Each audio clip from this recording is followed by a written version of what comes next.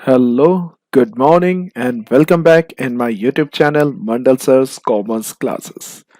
आप सभी अच्छे होंगे मैं ये उम्मीद करता हूँ। और आज मैं आपके लिए जो टॉपिक लेके आया हूँ एडमिशन ऑफ पार्टनर्स का रिवैल्यूएशन अकाउंट से रिलेटेड आज मैं टॉपिक आपके लिए लेके आया हूँ। तो आइए हम पहले समझते हैं कि ये रिवैल्यूएशन अकाउंट होता क्या है, या रिवैल्यूएशन अकाउंट बनाने से पार्टनर्स कैपिटल अकाउंट में क्यों जरूरी होता है। तो आइए देखते हैं। मान लीजिए दो पार्टनर हैं ए और बी, इनके बीच का रेशियो है 3:2।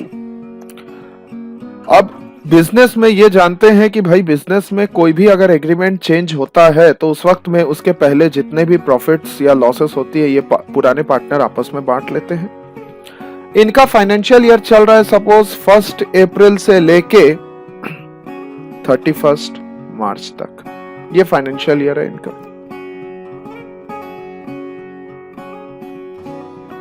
ए और बी के पास एक बिल्डिंग है 60,000 रुपीज की। एक नया पार्टनर आया जिसका नाम है सी एक नया पार्टनर है जो बिजनेस में आया, और सी का जो शेयर है, सी एक नया पार्टनर है और सी का जो शेयर है वो कितना शेयर है, सपोज सी के आने के बाद न्यू प्रॉफिट शेयरिंग रेशियो है 2:1।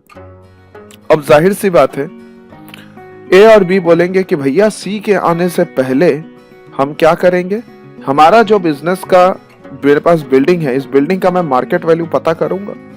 सी ने पता करवाया 60,000 की बिल्डिंग अभी मार्केट में कितने रुपए की है, तो सपोज पता चला कि इस बिल्डिंग की वैल्यू जो है 6 महीने के अंदर अचानक से डिमांड बढ़ जाने की वजह से 1,20,000 रुपए की हो गई। तो ए और बी क्या बोलेंगे, भैया नया पार्टनर आ रहा है, उसके पहले हम लोग हमारे पुराने प्रॉफिट बांट लेते हैं। मतलब बिल्डिंग की वैल्यू बढ़ गई तो कितना रुपए बढ़ गया, दैट मीन 60,000 रुपीज बढ़ गई। तो 60,000 रुपए अगर बढ़ गया तो इस कंडीशन में हम इसको 3:2 में, मतलब ए को मिल जाएगा 36,000 और बी को मिल जाएगा 24,000, इस रेशियो में बांट लेते हैं। अब सवाल ये उठता है अगर ए बी ये इसको नहीं बांटे तो क्या होगा। तो आइए देखते हैं। अगर ए बी ने इनको पूरा आखिरी तक, मतलब 31 मार्च तक अगर खींच लिया, 31 मार्च तक अगर खींच लिया, तो इसका मतलब है ए बी और सी तीनों इस प्रॉफिट के हकदार हो जाएंगे। तब अगर ए और बी सी को बोलेंगे कि भैया इस प्रॉफिट में तो तुम्हारा अधिकार नहीं है, क्यों नहीं है, कि भाई ये प्रॉफिट तो हमने कमाया है, तो सी बोलेगा भाई आपने कमाया था तो मेरे आने से पहले आपने क्यों नहीं बांट लिया। मेरे आने के बाद अगर कोई प्रॉफिट रह गया और मैं भी उस बिजनेस में हूं तो इस कंडीशन में मुझे भी उसका शेयर मिलना चाहिए, वरना मैं क्यों अलग रहूं, मैं भी तो इस बिजनेस का ही हिस्सा हूं। तो इसका मतलब है ए को उस कंडीशन में अगर इनका न्यू रेशियो 3:1 होता है तो ए को कितना मिलेगा आपको पता है। ए को अगर हम लोग 3:1 है 6 है, इसको अगर 1,20,000 से डिवाइड करते हैं तो ए को मिलेगा 60,000, बी को मिलेगा 40,000 और सी को मिलेगा, ए को मिलेगा 60,000, बी को मिलेगा 40,000 और सी को मिलेगा उस कंडीशन में मात्र 20,000। तो इस बात पे ए और बी गुस्सा होंगे कि भैया कमाया तो हमने था इस प्रॉफिट को, तो सी को हम किस लिए ये प्रॉफिट को बांटे। तो इस वजह से बेटा नया पार्टनर ने जब मेहनत नहीं किया है तो पुराने प्रॉफिट पे किसका अधिकार होगा, पुराने पार्टनर का। कौन से रेशियो में, ओल्ड रेशियो में, ये चीज को याद रखना। तो सवाल ये तो हुआ बिल्डिंग का, मतलब एक एसेट्स का मैंने एग्जांपल दिया। अब अगर मैं लायबिलिटी की बात करूं तो लायबिलिटी मतलब पेमेंट करना बाकी है। तो जाहिर सी बात है सी के आने के पहले अगर एसेट्स की प्रॉफिट आपने बांट लिया तो लायबिलिटी भी आपको पेमेंट करना पड़ेगा। लायबिलिटी के समय अगर आप बोलते हो सी को कि भैया ये तुम्हारे आने के पहले में ये लायबिलिटी थी तो चलो हम लोग सब मिल बांट के करेंगे, तो सी भी इतना बेवकूफ नहीं है। सी सीधा बोलेगा कि भैया मेरे आने से पहले अगर तुमने प्रॉफिट जो है उसमें मुझे अधिकार नहीं दिया, उसमें अगर खुद अपना बांट लिए, तो फिर तुम्हारे लॉस पे या तुम्हारे लायबिलिटी का पेमेंट मैं क्यों करूं। अगर प्रॉफिट में मेरा अधिकार नहीं तो लायबिलिटी में भी मेरा अधिकार नहीं, बिकॉज मेरे आने के पहले की लाइबिलिटी है, तो मेरे आने की पहले की लाइबिलिटी अगर होगी तो उसका पेमेंट भी आपको ही करना पड़ेगा। दैट मीन्स जिस तारीख को सी बिजनेस में आएगा उस तारीख तक जितने भी बिजनेस के लाइबिलिटी है उस तारीख के पहले तक वो कौन पेमेंट करेंगे? पुराने पार्टनर पेमेंट करेंगे। उनका कौन से रेशियो में? ओल्ड रेशियो में इनका पेमेंट किया जाएगा। तो इस वजह से जब भी बिजनेस में कोई एग्रीमेंट चेंज होता है और नया पार्टनर मान लीजिए उस वक्त बिजनेस में आने को रहता है, तो बिजनेस के जितने एसेट्स और लायबिलिटी होते हैं उन एसेट्स और लायबिलिटी पे होने वाले प्रॉफिट या लॉस को पुराने पार्टनर पुराने रेशियो में बांटते हैं। आई थिंक आप सभी को यह बात अब समझ में आ गई होगी कि हम रिवैल्यूएशन अकाउंट क्यों बनाते हैं। तो एक बात याद रखिएगा, रिवैल्यूएशन अकाउंट जो बनाते हैं हम लोग, उसी का एक और नाम होता है, उसे कहा जाता है profit and loss appropriation account.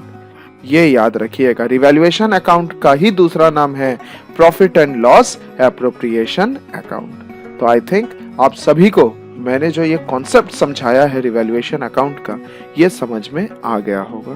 तो आइए बढ़ते हैं अब हम एक प्रैक्टिकल क्वेश्चन की ओर। ये आपके सामने एक प्रैक्टिकल क्वेश्चन है, तो आइए देख लेते हैं क्या लिखा है। विमल और निर्मल पार्टनर है, उनका रेशियो है 3:2। दैट मीन्स ये जो है ये ओल्ड पार्टनर है, ओल्ड रेशियो। अब इन्होंने अपने बिजनेस का 31 मार्च 2018 में पोजीशन बता दिया। ये इनके एसेट्स लायबिलिटी की पोजीशन है। यहाँ पे कुछ एडजस्टमेंट दी हुई है। पहला एडजस्टमेंट में बोल रहा है नया पार्टनर 40,000 रुपए कैपिटल और 20,000 रुपए गुडविल लेके आ रहा है। New profit sharing ratio question में दे दिया है 2:1:1। नीचे में दे दिया है कि हमने नए पार्टनर के आने के पहले पता किया तो पता चला एसेट्स जो है वो एसेट्स में प्लांट एंड मशीनरी जो है उसकी वैल्यू रिड्यूस हो गई। कितने रुपए से? 35,000 से। स्टॉक रिड्यूस हो गया 10% से। और हमें एक बैड एंड डाउटफुल डेट के नाम से प्रोविजन बनाना है 1,000 रुपए से। तो इसको देख के हमको क्वेश्चन में बोला गया रिवैल्यूएशन अकाउंट, पार्टनर्स कैपिटल और बैलेंस शीट बना के दिखाएं। तो आइए देखते हैं कैसे बनेगा। ये है मेरा रिवैल्यूएशन अकाउंट का प्रोफॉर्मा। तो रिवैल्यूएशन अकाउंट का जैसे मैंने अभी थोड़ी देर पहले बताया, रिवैल्यूएशन अकाउंट का एक और नाम क्या होता है? Profit and loss adjustment account. ये चीज को याद रखिएगा, रिवैल्यूएशन अकाउंट का दूसरा नाम है profit and loss adjustment account. तो अब हम कैसे इसको सॉल्व करेंगे तो देखते हैं। जितने भी याद रखिएगा रिवैल्यूएशन अकाउंट जब बनाते हैं, अगर रिवैल्यूएशन अकाउंट का दूसरा नाम है प्रॉफिट एंड लॉस एडजस्टमेंट, तो इसका मतलब ये कौन सा अकाउंट है? नॉमिनल अकाउंट है। Nominal account. और नॉमिनल अकाउंट का रूल क्या चलता है? डेबिट ऑल एक्सपेंस या लॉसेस और credit all profits and income और गेन्स। यही चलता है मेरा फॉर्मूला। तो उसके अकॉर्डिंग मैंने यहाँ पे नॉमिनल अकाउंट का रूल जैसे बता दिया, तो जितने एक्सपेंस या लॉस होंगे उन सबको डेबिट में डालेंगे और जितने प्रॉफिट या इनकम या गेन होंगे उन सबको क्रेडिट में डालेंगे। तो आइए देखते हैं एडजस्टमेंट नंबर 3 से। एसेट्स रिवैल्यू हुआ तो पता चला प्लांट एंड मशीनरी का वैल्यू रिड्यूस हो गया। रिड्यूस हो गया मतलब लॉस हो गया, मेरा कम हो गया। तो कम हो गया that means all expenses and losses are debited. तो डेबिट में लिखेंगे to plant and machinery. To plant and machinery कितना रुपए? तो देखिए पहले था 50,000 का, अब कितना हो गया? 35,000। तो कितने का लॉस हुआ? तो 50,000 माइनस 35,000 कितना आया? 15,000। मतलब 15,000 रुपए का लॉस हो गया। अब वही जगह अगर मैं दूसरा पॉइंट देखूं तो स्टॉक 10% से रिड्यूस हो गया बोल रहा है, 10% से। तो 10% रिड्यूस हुआ तो जाहिर सी बात है लॉस हुआ। 2 स्टॉक कितना था पहले? 40,000 का था, अब 10% कम हो गया तो मतलब 4,000 रुपए कम हो गया, उसको डाल दीजिए। अब बोल रहा है प्रोविजन बनाना है 1,000 रुपए का बैड एंड डाउटफुल डेट पे। तो प्रोविजन अगर बनाना है बेटा, प्रोविजन लायबिलिटी होता है। और प्रोविजन अगर हम बना रहे हैं दैट मीन्स ये जो है ये हमारे लाइबिलिटी को बढ़ा रहा है, क्रिएट करने बोल रहा है मतलब बढ़ा रहा है। लाइबिलिटी अगर बढ़ेगा तो डेबिट में आएगा। To provision for bad and doubtful debts, ये आ गया। कितना परसेंट, कितना बढ़ा, 1000 रुपीज, तो ये 1000 रुपए को मैंने यहां डाल दिया। अब मेरे पास और कोई भी एसेट्स और लाइबिलिटी की रिवैल्यूड वैल्यू नहीं है, तो मैं अब देखूंगा प्लस करके इनको, तो मुझे पता चला इनको जब मैंने टोटल किया तो मेरा टोटल आ रहा है 20,000। तो यही मेरे बिजनेस का लॉस है। तो यहां मैं लिखूंगा by loss transferred to partners capital account. और लॉस जो है हमारा पार्टनर है विमल, निर्मल, इनमें बटेगा 20,000 को कौन से रेशियो में, 3:2। तो अगर इसको मैं किया तो पता चला 12,000, और निर्मल में किया 20,000 इंटू 2/5, तो इसको अगर मैं किया तो पता चला 8,000। दोनों का टोटल 20,000 आउटर कॉलम में, और यहाँ पे हम क्या करेंगे, इसको क्लोज कर देंगे। तो ये हो गया मेरा रिवैल्यूएशन अकाउंट का काम। होप कि सबको समझ में आया होगा। अब हम बढ़ते हैं पार्टनर्स कैपिटल अकाउंट की ओर। ये रहा मेरा पार्टनर्स कैपिटल अकाउंट का प्रोफार्मा। तो आइए देखते हैं पार्टनर्स कैपिटल अकाउंट में कैसे काम करेंगे। सबसे पहले बाय बैलेंस कैरिड डाउन। विमल में 60,000, निर्मल में 32,000। रिवैल्यूएशन अकाउंट में लॉस हुआ था, तो लॉस को हमेशा डेबिट में डालना है। टू रिवैल्यूएशन अकाउंट ब्रैकेट में लॉस। विमल को मिला था 12,000 और निर्मल का 8,000 का लॉस था। अब इसके बाद क्वेश्चन में नया पार्टनर क्या लेके आ रहा है, कैपिटल और गुडविल लेके आ रहा है। तो बाय कैश अकाउंट, नया पार्टनर जब कैपिटल लाता है तो एंट्री होता है cash account debit to new partners capital account. तो नया पार्टनर कितना कैपिटल लाया, 40,000 का। अब नया पार्टनर अपने साथ गुडविल भी लाया, तो उसके लिए entry premium for goodwill account लिखने के बाद अब गुडविल कौन सा रेशियो में बढ़ता है, नया गुडविल सैक्रिफाइसिंग रेशियो में। तो क्वेश्चन में देखो ये न्यू रेशियो दिया है, ये ओल्ड रेशियो है, तो old minus new is equal to sacrificing. तो पहला पार्टनर है विमल। विमल का अगर मैं निकाल के देखूं तो 3/5 ओल्ड रेशियो है और न्यू रेशियो 2/4, तो ये हो गया 20। तो यहाँ 12 माइनस 10 दैट इज 2/20। निर्मल की अगर मैं बात करूं 2/5 माइनस 1/4, 20 एलसीएम, ये 8 माइनस 5 दैट इज 3/20। तो सैक्रिफाइसिंग रेशियो आया 2:3 विमल और निर्मल का। तो 2:3 में हम क्या करेंगे, बांटेंगे गुडविल को। तो अगर 20,000 को 2:3 में बांटे तो विमल को मिलेगा 8,000 और निर्मल को मिलेगा 12,000।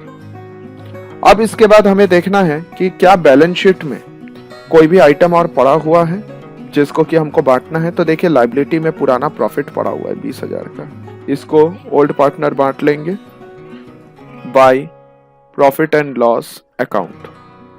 20,000 को अगर बांटे, कौन से रेशियो में बांटेंगे, ओल्ड रेशियो में बांटेंगे, याद रखिएगा।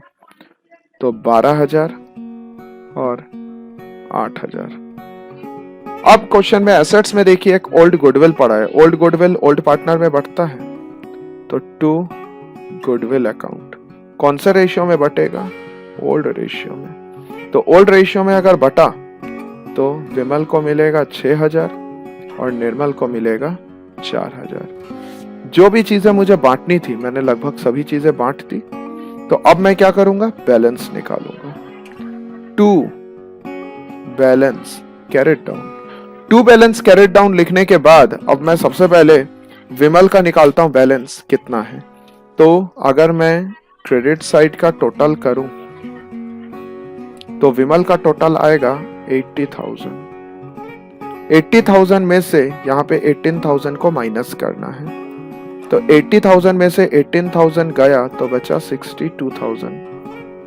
निर्मल का बैलेंस निकाले तो ये हो गया आपका 20 और ये 52,000। 52,000 में 12,000 गया तो बचा कितना? 40,000। और कैलाश का अगर देखें तो 40,000 उसका भी कैपिटल है। तो लीजिए, अब मैं दोनों साइड के कैपिटल अकाउंट को क्लोज कर देता हूं। 80,000, 52,000, 40,000, यहाँ पे भी 40,000। तो ये हो गया मेरा कैपिटल अकाउंट क्लोज। ये मेरा कैपिटल अकाउंट बन गया। अब ये जो कैपिटल अकाउंट का बैलेंस आया है 62,000, 40,000, 40,000, इस बैलेंस को क्या कहते हैं? तो बेटा याद रखिएगा, ये कहलाता है न्यू कैपिटल। नया कैपिटल मतलब नए पार्टनर के आने के बाद इन लोगों का जो भी प्रॉफिट लॉस था आपस में शेयर करने के बाद इनका नया कैपिटल इतना रह गया। इसी को बैलेंस शीट में लेके जाएंगे। तो आइए देखते हैं, ये है मेरा बैलेंस शीट। बैलेंस शीट में यहाँ डेट बिल्कुल याद रखिएगा, जिस दिन एग्रीमेंट चेंज होगा उस दिन का डेट यहाँ पे शो किया जाएगा। अब देखिए, नया पार्टनर 1 अप्रैल को आ रहा है तो इसलिए मैंने 1 अप्रैल डाला। नया पार्टनर अगर दूसरा डेट को आता मैं यहाँ पे वही डेट डालता। तो चलिए पहले लायबिलिटी से चालू करते हैं। कैपिटल, अब 3 पार्टनर हो गए, विमल, निर्मल और नया पार्टनर कौन आया? नाम कैलाश।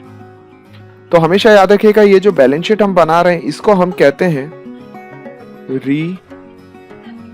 रिकॉन्स्टिट्यूटेड बैलेंस शीट, या हम चाहे तो इसे न्यू बैलेंस शीट भी बोल सकते हैं, या हम इसे चाहे तो रिवाइज्ड बैलेंस शीट भी कह सकते हैं। इसके बहुत सारे नाम होते हैं। क्यों इसको ऐसा कहा जाता है? क्योंकि ये जो बैलेंस शीट जो ऊपर में दिया हुआ है ये ओल्ड बैलेंस शीट था जहां पे पार्टनर खाली 2 ही थे।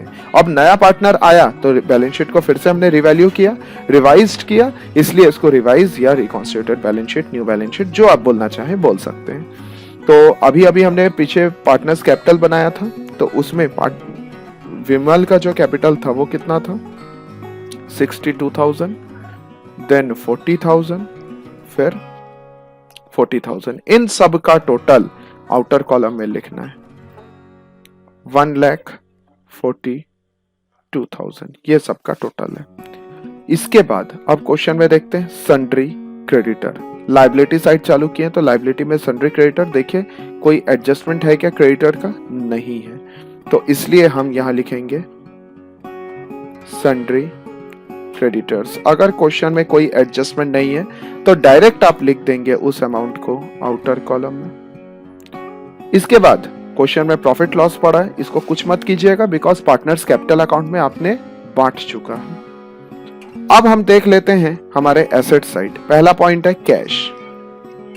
ये कैश का बेटा ऐसा पॉइंट है जहां पे मैक्सिमम गलती होने के चांस होता है।